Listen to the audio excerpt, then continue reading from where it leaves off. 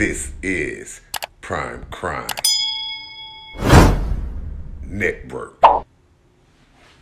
Some viewers may find the following video disturbing. Viewer discretion is advised. Found a police officer accused of throwing a man with a prosthetic leg to the ground. Well, he's now working as an officer at a local university. This isn't the first time the officer's accused of using excessive force. That's an Atlanta police officer confronting a man who investigators say became disruptive at the Fulton County Courthouse after refusing to turn off his cell phone in May 2019. What began as an argument quickly escalates into violence when the officer slams the man to the ground. One leg. Michael Alexander has a prosthetic leg. You threatened me, man. You put your hand in my face. He filed a federal lawsuit against Officer Josiah Linserat.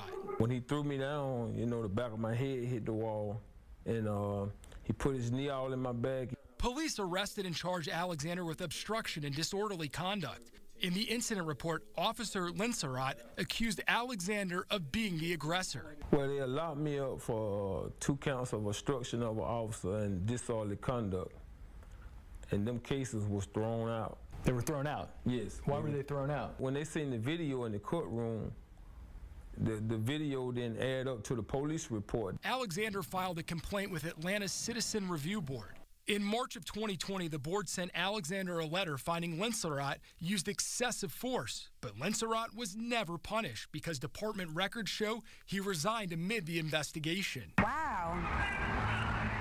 So you see, taking down people is his thing. Shy Bailey says she had a similar run-in with Linserat months earlier. Security at the Allen Hills Apartments in southwest Atlanta called for Linserat, who was working an off-duty job there. Bailey says she was trying to pick up her child, who was with a friend, but she didn't have her ID.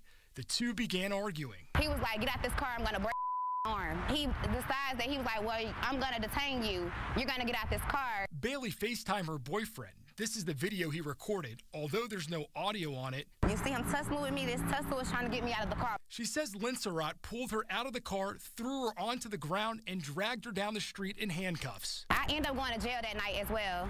I ended up going with bruises on my knees, on my elbows, on my fingers, on my hands. Bailey says she filed a complaint with Atlanta police, but Linserat only received a written reprimand for working an off-duty job without a valid permit. It's like a repeated cycle that's never going to end if nobody takes action and hold him accountable for what he's doing. Linserat began working as an officer at Clayton State University in July of last year. We obtained his application, which mentions the Alexander confrontation, but not the excessive force. We attempted to get his side of the story. We were just doing our due diligence to reach out. But he declined to comment, referring us to the university. A spokesperson told us Linserat disclosed the civil lawsuit, and the police chief is happy with his job performance. When I found that out, it actually scared me a bit, to be honest. We also spoke with recent Clayton State graduate Levi Ohanehe, who never had any interactions with Linserat, but is concerned about his past. I feel like the university was wrong in hiring him, and now that I'm sure that they do know about the extent of his violence in the past, I feel that they need to do something to get him off of the campus. Atlanta police declined our request for comment. Mr. Alexander's lawsuit is working its way through the courts. We'll continue to follow it and let you know what happens. Discretion is advised. Exclusives. Authorities arrested rapper Sheff G, whose real name is Michael Williams. He's charged, along with rapper Sleepy Hallow and 30 other reputed gang members, in connection with a series of shootings, one of them deadly. A 24-year-old rapper known as Sheff G. In the video, they say he's taunting a rival gang leader. What happens next happens on surveillance video. A white sedan rolls up on the gang's headquarters, and the passengers blast the streets with bullets from the windows and the sunroof. One man is seen falling to the ground as everyone scatters. 30 shots are fired, 5 are wounded, and 1 man is killed. An accomplice blocks the street with a stolen SUV to allow the getaway car to escape. Brooklyn DA Eric Gonzalez. Just a few days later, Sheff G takes the shooters from this incident and some other gang members for a very lavish expensive steak dinner where they celebrate the score against their rivals. Williams is just one of 32 people charged with various counts of murder, attempted murder, conspiracy, and assault in an investigation that goes back nearly 3 years. These are subjects that woke up and lived every single day with one objective, and that was to benefit the gang, gain clout for the gang. How do you do that? You shoot ops for the gang. And all this was done strictly to send a message of gang dominance. As rapper Sheff G, Williams was a pioneer in what's known as drill, a dark, particularly aggressive genre of hip-hop that critics say glorifies gang violence and retribution. His videos have been viewed hundreds of millions of times. Among those charged, Williams' protege, Tegan Chambers, known as Sleepy Hollow. Yet despite his fame and fortune, or perhaps because of it, investigators say Williams was willing to risk everything. He's trending. He's making bones for himself. He has the respect of the entire neighborhood and is feared by others. And a lot of individuals let that dictate their actions. And they just cannot give up the gang life. Now, if they're convicted, Williams and Chambers face up to 25 years in state prison. You know, they're charged in 12 shootings that injured 3 innocent bystanders. Prime Crime Network. It was exclusive. Holmes County Sheriff's deputies arrived at a home off Highway 81 in the Prosperity community about 3:45 Tuesday afternoon. They found 23-year-old Catherine Adams holding her child in her arms. They say Adams told them she found the child unresponsive inside the home and didn't know what happened. But they say Adams' story didn't add up. Investigators on the scene had EMS to take a body temperature of the baby, which the body temperature of the child was 107 degrees. The child's father, 32-year-old Christopher McLean, was reportedly uncooperative during questioning. Investigators say Adams eventually admitted she picked her daughter up from a babysitter around midnight and decided to leave her in the vehicle. They decided to leave the child in the car and went inside and ultimately fell asleep and did not wake up or did not realize the child was in the car till around 3:41 that afternoon. And once they realized that the child was still in the car, they went out and found it unresponsive. Deputies searched the home and vehicle and say they found methamphetamine, drug paraphernalia, and marijuana. I mean, I honestly believe,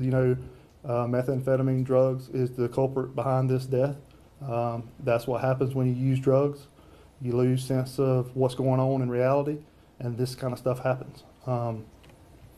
Probably if they wasn't on drugs, we probably wouldn't be here today. For now, Adams and McLean are charged with child neglect, possession of methamphetamine, and possession of drug paraphernalia, but could face more charges. In Holmes County, Courtney Evans, News 13, Panhandle Strong. Investigators say they're waiting on autopsy results to decide what homicide charges the couple will face, if any. The Department of Children and Families now has custody of the couple's 4-year-old child. Prime Crime Network. It was exclusive. A major bank accused of bankrolling convicted sex offender Jeffrey Epstein now compensating his victims. Deutsche Bank has agreed to pay $75 million to settle claims brought by an Epstein survivor accusing the bank of knowingly facilitating a sex trafficking operation in order to churn profits, enabling Epstein's abuse for years. This is a watershed moment. Sigrid McCauley represents the survivor, going only as Jane Doe in court papers to protect her identity. These financial institutions who hold those purse strings being held to account for their involvement. I would say there's more to come with respect to the Epstein saga. The settlement terms are still confidential, and Deutsche Bank has not publicly admitted any wrongdoing. It would not comment, but said the bank has made considerable progress in remedying a number of past issues. It previously faced a $150 million fine by state regulators for failing to monitor its dealings with Epstein. The former hedge fund manager was found dead in a Manhattan prison back in 2019, weeks after being charged with abusing dozens of underage girls, many of who've come forward to tell their stories. I think everybody who knows something should say something. Help us put the pieces of our lives back together, because we're missing so much of it. Even years after his death, the fallout over Wall Street's relationship with the disgraced financier continues, as JP Morgan Chase is now fighting similar claims of turning a blind eye to his conduct. CEO Jamie Dimon is set to be deposed next month. The bank has denied any liability. Thank you for watching Prime Crime Network, your source for urban and suburban, and around the world news. Hit the subscribe, like, and the notification bell. And check us out on PrimeCrimeNetwork.com.